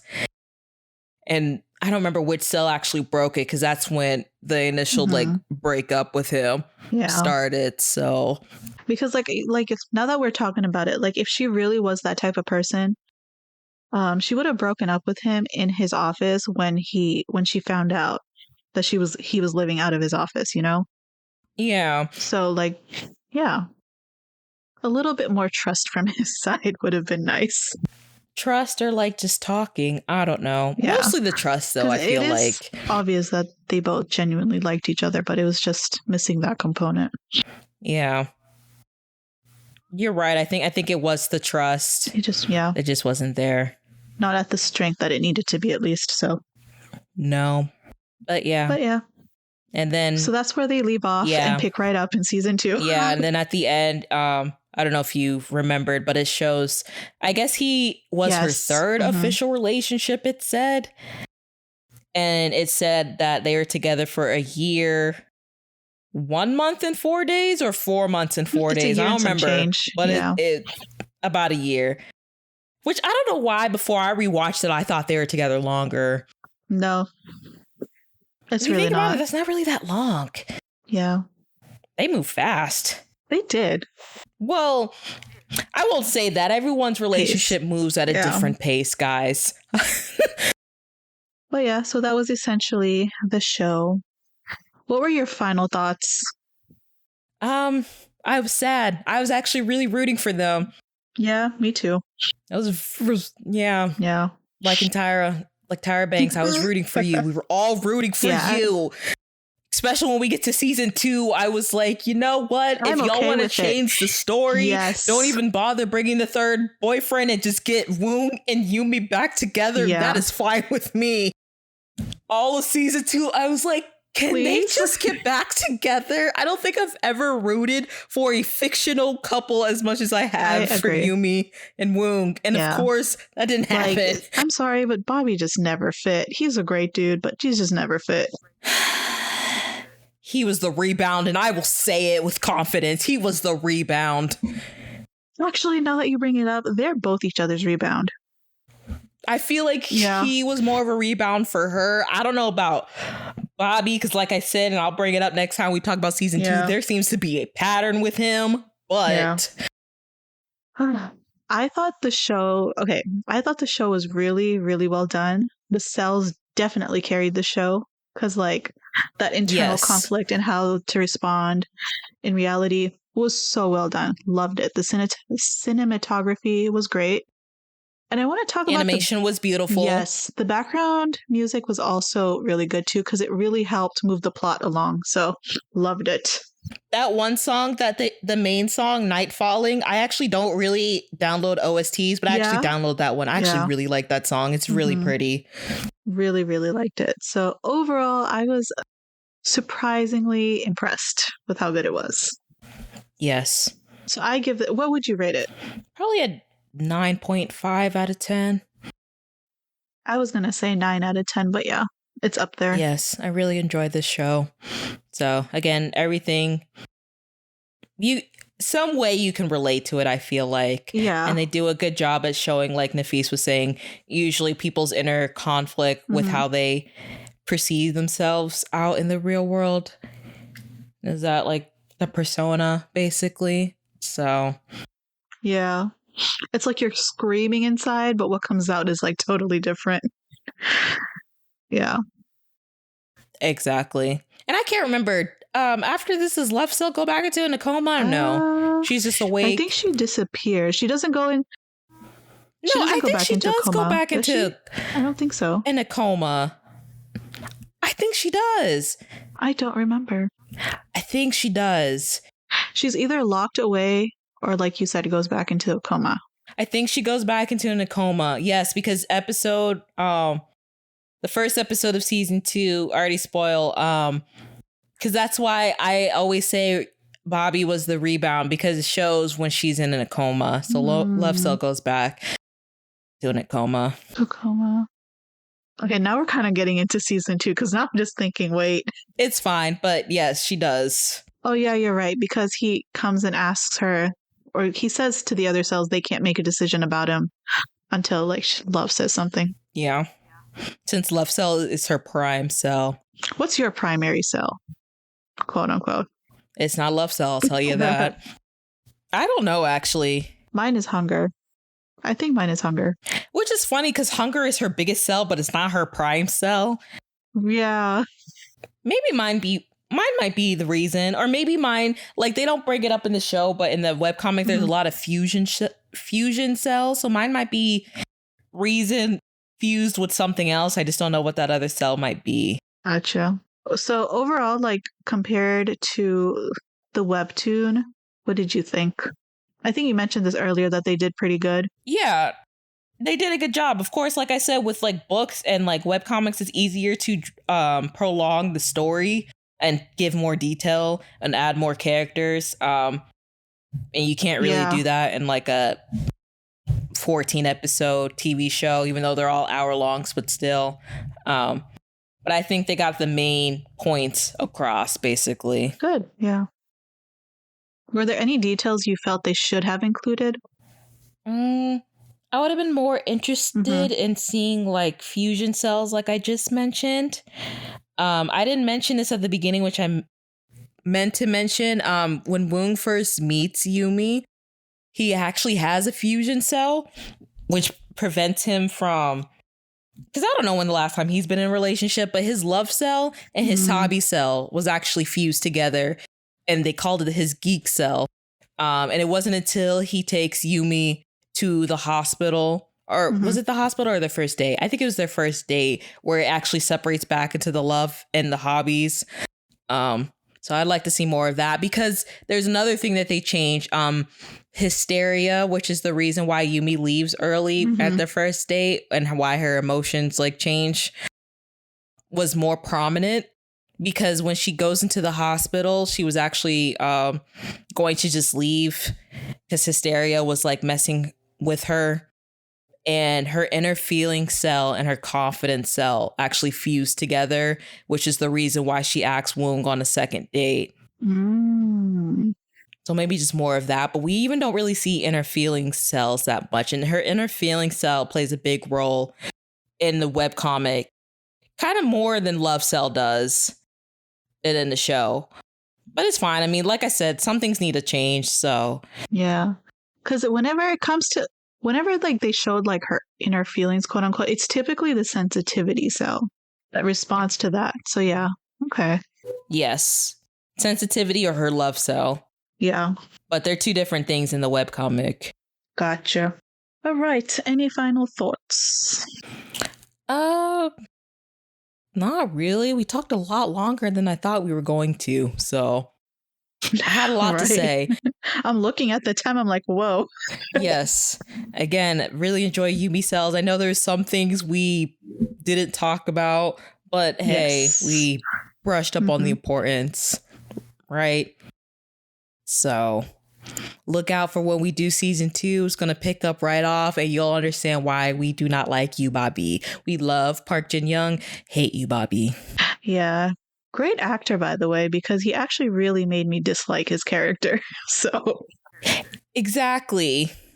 Now, I remember before we go real quick, because I mentioned this a little bit, I don't feel as strongly as I did as the first time I watched this, how we were like, Yumi is kind of a little bit annoying. Do you still feel like she's a little bit annoying or? So first season, I did feel like she was annoying. But second season, I think it's just because I kind of understand her better. So she's less annoying. She's not. As we talk about her reasoning, now we can understand, relate more. Okay. Yeah. Because there was a lot of things she would do that I would just find irritating. I get it. And like I talked to you about it too. I was like, what? Did you find her irritating too, or is it just me? But like over time, she's grown on me. Her haircut too. You and this haircut. Yeah. Well, at least her hair gets longer, so you don't have to worry about the bob. And I'm sure she cut her hair like that after the breakup. So changes. You know how they say women go through dramatic like hair changes. Because it's the one thing they can change. That type of thing. Whatever. But yeah, that is it from me. Yeah. Go watch Yumi Cells, guys. Yes. Hopefully you watched it like I said before you listen to this. Because we spoiled everything, so. Quite literally. But let us know your thoughts on the show, on the characters. Who's your favorite character? Which, character you relate to the most, which cell you relate to the most, who you think your prime cell is, and join us next time for season 2. So that is a wrap on this episode of I Was Thinking. If you have any comments, questions, no concerns, you can email us at iwasthinkingpod@gmail.com, and do not forget to follow us on our socials, Twitter and Instagram. Thanks for following us on Instagram, guys. We're getting up there at I Was Thinking Pod. Was there anything else? Nope. Please rate us some stars. It'd be nice to rate us some. Just let us know you guys are listening. I know you're listening, but some feedback would be nice. As long as they're nice. If you got anything mean to say, you can keep it to yourself. And yeah, join us whenever we come back. Because like I said, we're not consistent. We try, but we have real life, guys. So we will come to you whenever we can. On the next episode of I Was Thinking, I was your host, Simone, and it's been a pleasure. I was your host, Nafis. See you later. Okay, bye. I gotta end it like a news report, Bye. Okay, bye, guys. Seriously.